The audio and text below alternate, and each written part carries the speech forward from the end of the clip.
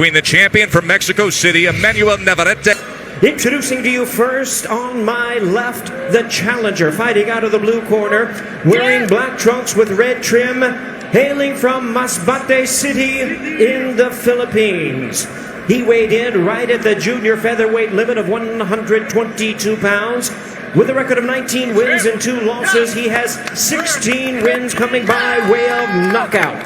Tonight, in his U.S. debut, he is making his first attempt at a world title and seeking his 18th consecutive victory. Ladies and gentlemen, please welcome the WBO World Rank Challenger, introducing JEO Santisima. And his opponent across the ring on my right, fighting out of the red corner, the defending world champion, wearing silver trunks with black trim, hailing from San Juan, Citlaltepec, Mexico. He weighed in the same as his opponent, 122 pounds. His outstanding record stands at 30 wins, 1 loss, 26 big wins coming by way of knockout.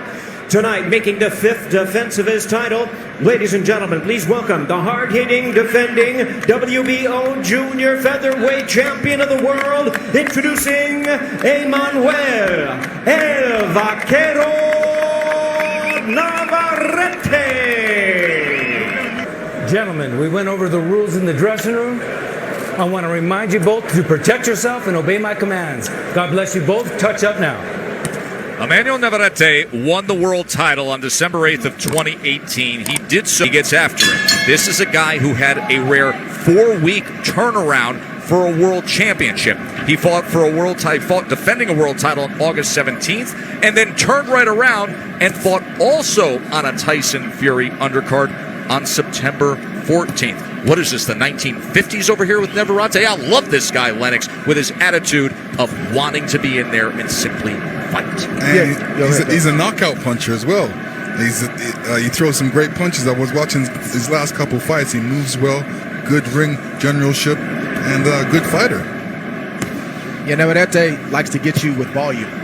He'll put pressure on you with his feet, get in range, and let those shots go. And to Joe's point, yes, he's a throwback. Fighters don't fight like that anymore. They go to the gym for 8 to 10 and 12 weeks to get in shape. Navarrete fights to stay in shape, and there's a difference. Fighting to stay in shape. It's funny, they're world champions in this modern era of the sport. You see them fight once a year, often twice a year. Now, obviously, the money becomes huge at a world championship level where you can get away with that. Then there's the wear and tear, but this is a guy who just wants to ply his craft.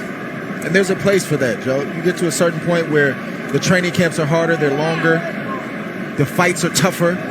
You don't need to be fighting 3 and 4 times a year, unless you've not taken punishment in those fights. But in most cases, when you're fighting at the highest level, 2, maybe 3 times a year is probably the right antidote. Of course, the two of you came to that point in your career where you made a certain decision, both retiring as world champions off of wins.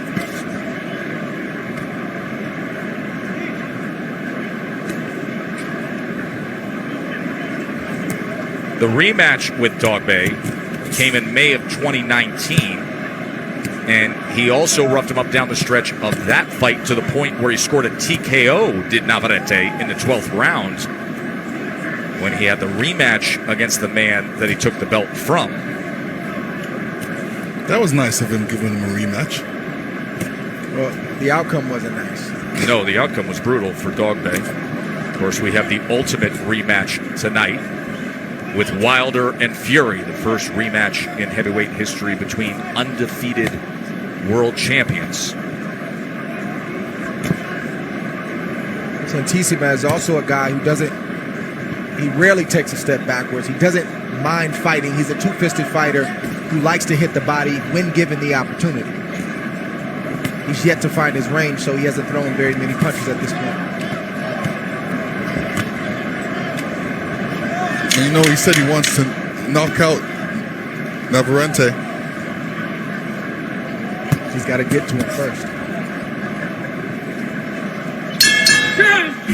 Tyson Fury, he's resting. He says, no need to get excited too fast. I'm resting right now. You got to save those legs because you might need them.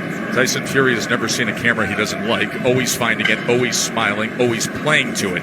Yesterday in the weigh-in, we had a comical moment when Deontay Wilder was on the same kind of couch in his locker room before they came out, and he was with his fiancée, and they were curled up, and he was resting with the sunglasses on, and Tyson Fury decided he would mock him and do the same thing with his 400-pound brother Shane, and cuddled into him, and then both guys realized they could see each other on the split screen on camera, and it went south from there, only to continue on stage and after the scale with the barbs that were thrown. I guess that was the alternative, since they couldn't really see each other face to face or get as close as they normally would at a weigh-in. So I guess that was the alternative. Yeah, that was the decision made after Wednesday's news conference. Yeah, continual gamesmanship from both of them. That's something we're going to talk about as the evening goes on, the gamesmanship between Wilder and Fury. For now, round number 2 of this WBO 122-pound championship fight. Santissima in the darker trunks, the challenger from the Philippines. He threw 19 punches in that first round. Navarrete threw 62 and landed 18 of them.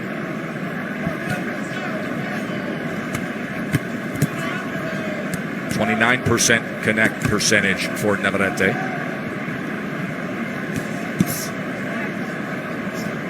I think Navarrete is fighting the right game plan right now. Very patient. He's not allowing Santissima to get settled, because when he gets settled and he gets comfortable, like I said before, he'll allow both hands to fly. He'll hit to the body, he'll hit to the head. He's very, very aggressive. So you got to touch a guy like that. You have to give him subtle movements, and Navarrete's doing that right now. He's being very patient. There's Santissima as he was able to land that right hand. Then Navarrete covered up, and he comes forward with a 3-punch combination, including that left uppercut.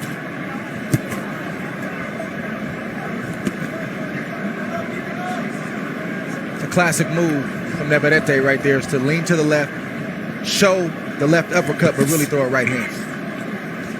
And Navarrete doesn't have to really go looking for Santissimo. Santissimo is coming after him.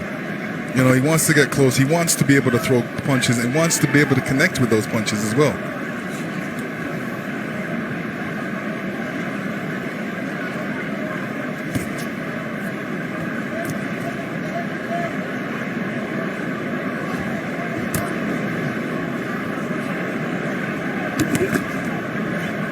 Start to see in the background there the crowd filling in here at the Grand Garden Arena. Show you all the celebrities as they make their entrance a little later on prior to the heavyweight championship fight. Navarrete with the jab here. And Andy Lee will be in the corner of Tyson tonight. Mark Breland, also a former Kronk fighter.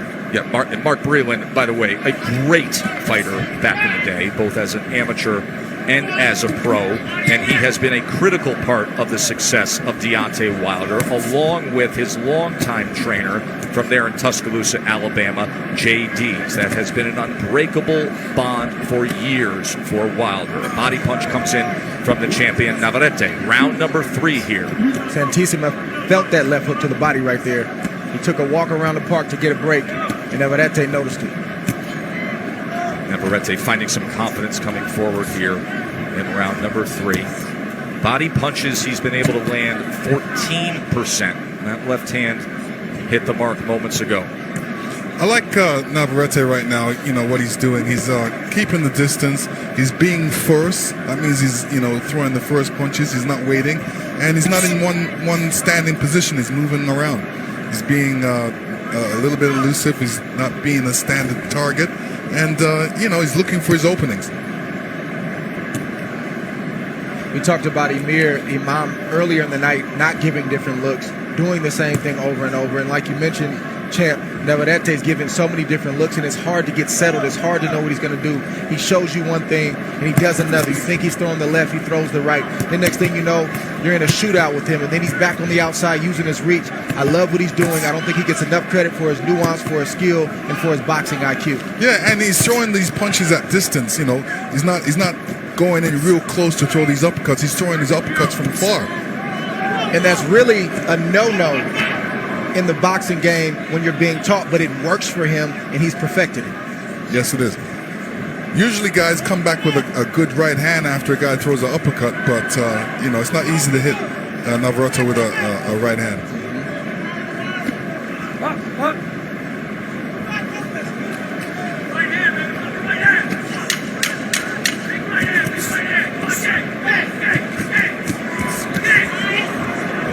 Combination here at the end of round number 3. Another left hand from Navarrete. Trying to target the right hand. Bob Arum in Top Rank Boxing. Top Rank President Todd DeBuff making that announcement to ESPN not long ago. And give credit to both Top Rank and the PBC, as well as Fox and ESPN, of having great common sense leadership to saying, make this fight. And look at what the embraced response has been by the buying public. That is the live gate number tonight. It will be number 1 in the history of heavyweight boxing live gate in the state of Nevada. Of course, we will get those final numbers in the coming days, but it is going to be north of 17 million just inside the arena alone. That's great news. Although they broke You happy about our record, that? although they broke my record, You happy about that? I'm happy. I'm happy. Hey, Lennox it Lewis, you shows are great connected. promotion and social media. Lennox, you are connected with history every which way, because your fight against Evander Holyfield that had the record for live gate, that was only the second heavyweight championship rematch in history after a draw. Now comes number 3 in the history of the division tonight. Let me tell you, records are there to be broken. So, there you go. Well, you had some of the greatest, and we're happy to have you here ringside on our broadcast team. Former undisputed heavyweight champion, who will see the crowning of the guy who will be considered the heavyweight champion tonight, who will remain undefeated between Wilder and Fury.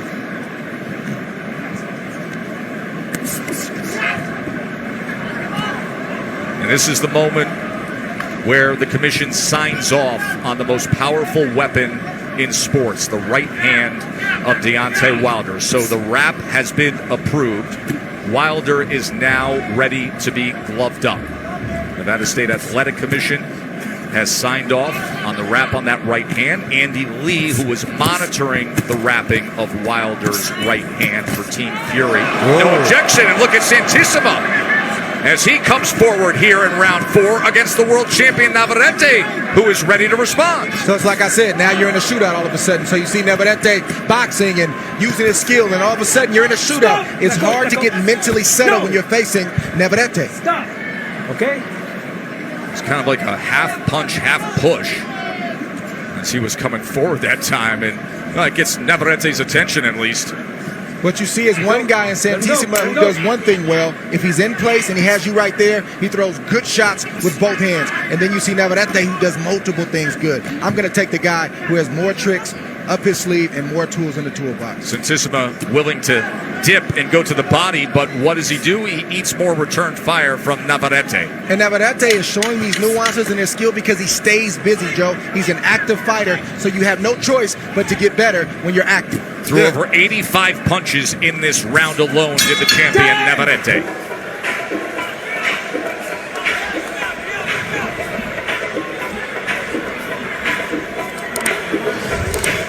And here you see Navarrete coming in with his combinations. A little bit off balance when he's throwing that hook. Gets caught with a great left hook by Santam. Hit him in the neck. Yeah, hit him in the neck. Here's Santissima coming up. Yeah, he gets him right in the neck and the side of the head. Clean So shot. by far, the challenger from the Philippines' best moment of the fight. But it's like I said, he's willing to exchange. He's willing to fight you. He's unafraid, but you have to be right in front of him. Okay?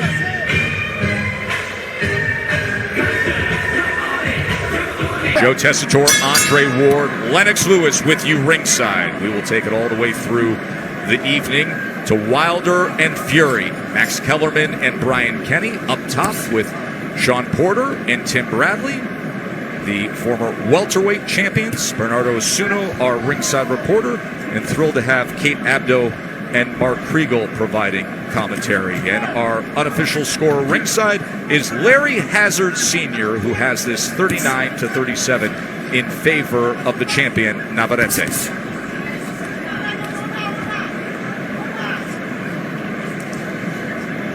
Now Mark Breland is working on the left hand of Deontay Wilder. The left hand that many say needs to be in use more. The jab could be a far more effective tool for Deontay Wilder, perhaps a more fully evolved and effective fighter. But when you have the greatest single weapon in boxing, oh boy, do you like to use it. And that is the right hand and that power.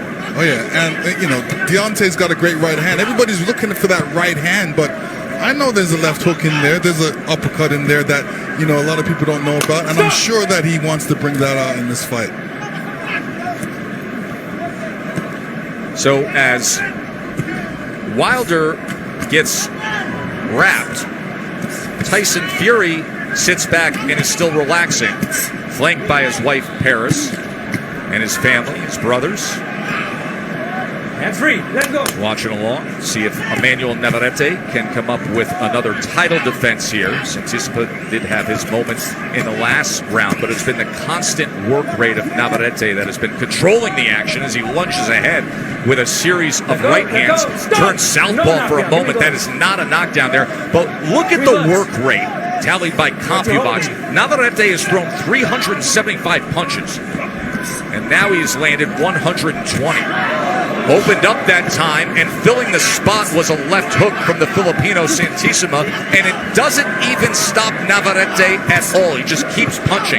Wide-ranging right hand, and now Navarrete is on the attack here in round number 5. He is backing up Santisima. Navarrete clubbing, touching him time and again. Left uppercut, right uppercut, body shot comes in. Look for that left hook to the body. Santisima has taken the headshots pretty well, but the shot he hasn't taken well is the left hook to the liver from Navarrete. This is great work rate here of the volume punching attack and the aggression of Emmanuel Navarrete. He is a fan-friendly fighter, and now wrapping up is Santisima. Santisima is a little bit tired. He needs to really, you know, weather the storm and then come back with a combination of his own. This has been a dominating 5th round from Emmanuel Navarrete. You okay?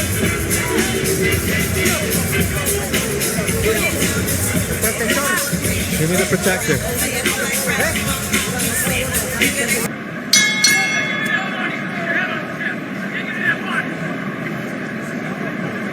So after that big round, let's see what Navarrete offers up here. Round number 6 of our world title fight.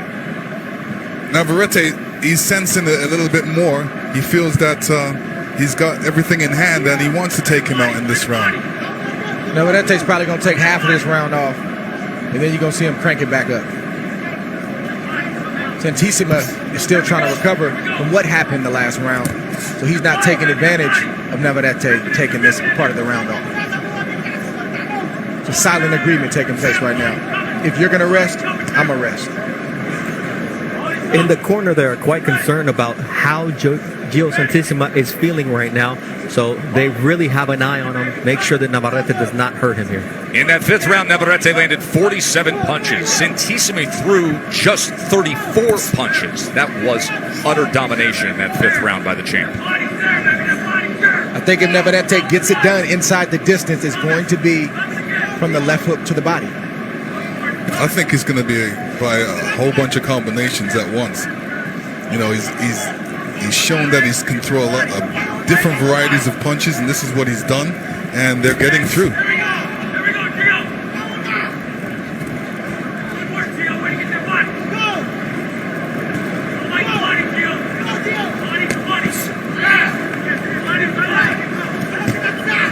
It's a right hand from Navarrete, trying to get over the top there. 450 punches to this point. Santisima just 166.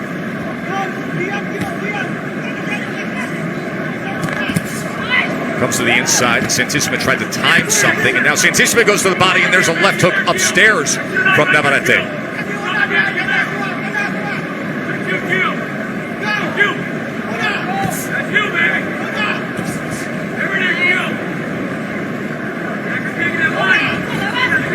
Navarrete is a veteran.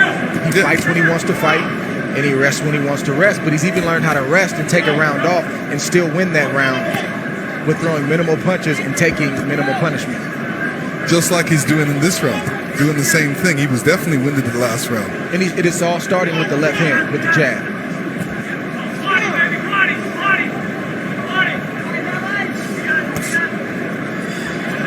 Navarrete would be a good case study for Fandor.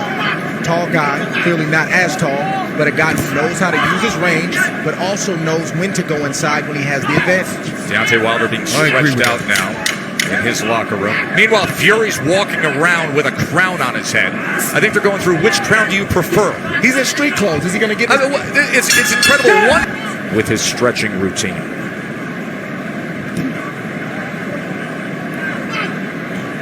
And Joe, speaking of hand wraps, if you see Navarrete shaking that right hand, it's not particularly injured, but his cornerman Pedro Navarrete told me the hand wrap was loose, and that's why he's not able to flick it the way he usually does. And that's the last thing that a fighter wants to feel, is that the wrap isn't the way he prefers it. Yeah, I've never heard of a wrap being too loose. I've certainly heard of a wrap being too tight. Yes. This is the first for me. Yeah, I mean, if the wrap's too tight, then as the fight goes on, it loosens up. And if a wrap's too loose, I guess as the fight goes on, it loosens up. What does that do in terms of just your overall feel, your overall comfort as a fighter when you say to yourself, this isn't the way it's supposed to be? Something's off with the way this wrap is. And now you see him going southpaw. So the right hand is now his lead jab hand. As he turns southpaw, goes back to orthodox, of course, and gets a combination. But he has been switching stances a bit here. Yeah, now a combination on the inside. And you can see the tape is actually loose on Santissima. Some good work here in round number 10 by Navarrete. He needs to finish to the body. Headshots are good, but he needs to finish downstairs with that left hook to the body, just like that.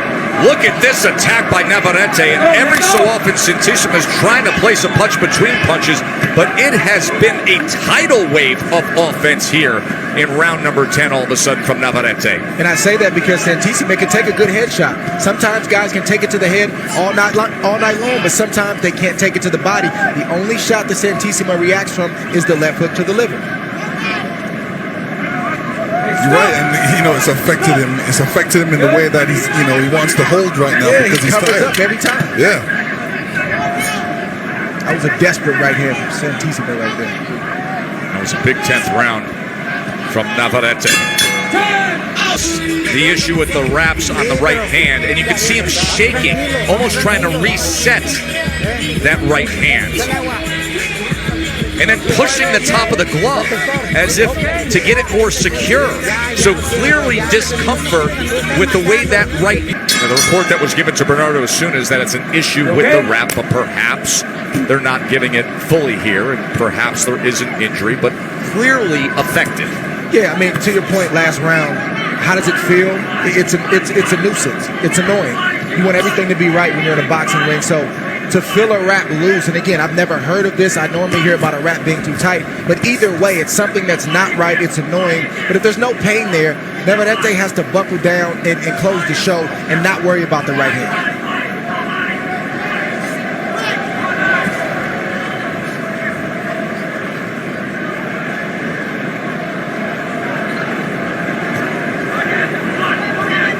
Unless that wrap is so loose where it's not protecting his hand anymore, he needs to lock in, like I said, and find a way around it. Good body shot right there from Santissima. There have been times where Santissima has found just enough of a crevice between punches, and now he tries to come over the top of the right hand, just missed there. That was blocked away from Navarrete. Santissima willing here in round number 11. And look at Navarrete now with his elbow up on the top rope before he comes out at the Filipino challenger. That left hook a few seconds ago hurt Santissima. Yeah, he's still squinting from it. And Navarrete sees Santissima affected. You can tell. Yeah. And there's a headshot. Santissima, he is compromised here in round number 11. Navarrete on the charge, trying to place a short uppercut on the inside. Combination punching upstairs. Uppercut, body shot came in with a left hand. Runs to him to close the gap. Can he close the show here in style? Round number 11, trying to defend his title one more time. Santissima's so game. He actually ducked through the blue and white rope for a moment there. Strafing attack to the head, coming down and wrapping up a Santissima, but he can't hold back from the Mexican world champion. And the referee is very close to the... And now tying up so awkwardly that he throws Navarrete into that top rope. Clearly damaged is Santissimo. Can Navarrete finish things off here in round number 11? Russell Morris giving it a look. There it is. TKO victory. EMANUEL Yeah, the ref was really close to it. He was looking to see what was going on. And Not at all from This is Emmanuel where all the Navarrete. trouble started for Santisima. The body shot, the head shot right there is what really had him going. And Navarrete does what Navarrete does. He doesn't look for one shot. He wants to hit you anywhere on your person, anywhere on your body. Uppercuts, straight rights. He pushes you back when you try to hold. That's discouraging. That drains you. And then the end of the fight, Lennox. yeah, Navarrete it's just a volume of punches. Santimito. Ladies and gentlemen, we have the time of 2 minutes 20 seconds of round number 11. Our referee in charge, Russell Mora, stops the contest. He is the winner by way of knockout and still the WBO Junior Featherweight Champion of the world. Well, El Vaquero Navarrete. And perhaps that's the last time. Boxing Fight PH. If you're new here, don't forget to subscribe and hit the notification bell.